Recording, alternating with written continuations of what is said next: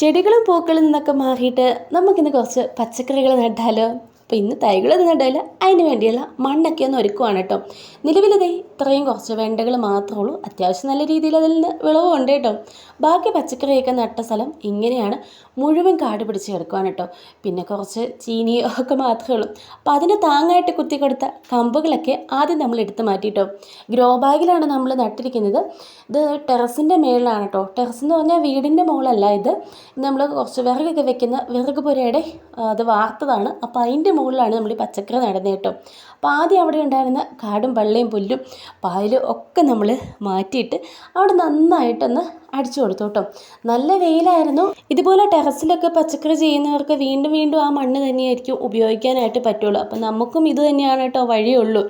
അപ്പോൾ പറമ്പിലൊക്കെ നിറച്ച് മരങ്ങളും കൊക്കോയും ജാതിയൊക്കെയാണ്. അവിടെ നല്ല വെയിലൊന്നുമില്ല. അപ്പോൾ മണ്ണെല്ലാം നമ്മൾ ഗ്രോ ബാഗിൽ നിന്ന് കൊട്ടിയിട്ടു. ഇനി കുറച്ചൊരു കോവലുണ്ടായിരുന്നു കേട്ടോ. അത് നമ്മൾ പന്തലിട്ട് കൊടുത്തേക്കുന്നതാണ്. അപ്പോൾ അത് താഴെ നട്ടിട്ട് മുകളിലേക്ക് പന്തലിലേക്ക് വന്നതാണ്. പിന്നെ ഇത് ആ പന്തലിലുള്ള കോവലെല്ലാം ഒന്ന് വെട്ടിക്കൊടുത്തു കേട്ടോ.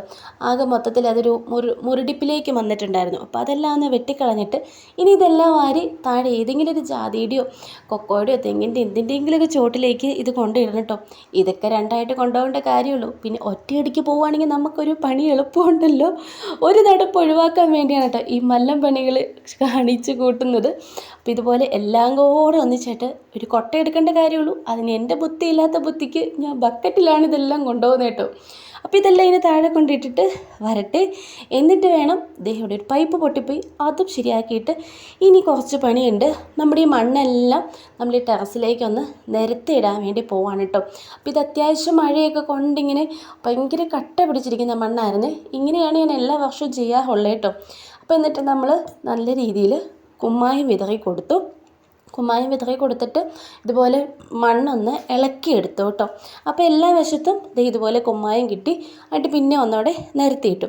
അങ്ങനെ വൈകിട്ട് വരെ ആയി കഴിഞ്ഞപ്പോഴത്തേക്ക് മണ്ണ് നല്ല രീതിയിൽ ഉണങ്ങിയിട്ടുണ്ടായിരുന്നു കേട്ടോ. അപ്പോൾ ഇനി ഇതെല്ലാം കൂടെ നമുക്കൊന്ന് ഇതുപോലെ ഒന്ന് തോണ്ടി കൂട്ടി ഒരു കൂനയാക്കി വയ്ക്കാം. ഇങ്ങനെ 2-3 കൊല്ലം നമ്മൾ ചെയ്തൊരു എക്സ്പീരിയൻസിലും നമുക്ക് നല്ല രീതിയിൽ പച്ചക്കറികൾക്ക് വിളവ് കിട്ടിയിട്ടുണ്ട് കേട്ടോ ഇങ്ങനെ ചെയ്തിട്ടും. അപ്പോൾ ഇങ്ങനെയാണ് ചെയ്യുന്നത്. അപ്പോൾ കുമ്മായം ഇട്ട് ഇങ്ങനെ ഒരു 15 ദിവസം നമ്മളിങ്ങനെ തന്നെ മണ്ണിടും കേട്ടോ. പഠിച്ചു കൂട്ടി ഇതുപോലെ ആക്കിയിട്ട് ഇനി കുറച്ച് പടതിയോ ചാക്കോ എന്തേലും ഇട്ട് മഴ നനഞ്ഞ് കുത്തി ഒലിച്ച് അങ്ങനെ പോകാതിരിക്കാൻ വേണ്ടിയിട്ട് നമ്മളിത് ഇതുപോലെ ഒന്ന് ആക്കിയിടുകയാണ് ചെയ്യാറുള്ളത്. അപ്പോൾ ഇതിൻ്റെ ബാക്കി അപ്ഡേഷൻ 15 ദിവസം കഴിഞ്ഞിട്ടുള്ള വീഡിയോയിൽ കാണാം. അപ്പോൾ ഇപ്പോൾ എന്തായാലും നമ്മുടെ ചാനൽ സബ്സ്ക്രൈബ് ചെയ്ത് ഒന്ന് കൂട്ടുകൂടിയിട്ട് പോകണം കേട്ടോ. നാളെ സ്റ്റാർ സീനിയയുടെ അപ്ഡേറ്റുമായിട്ട് വരാവേ.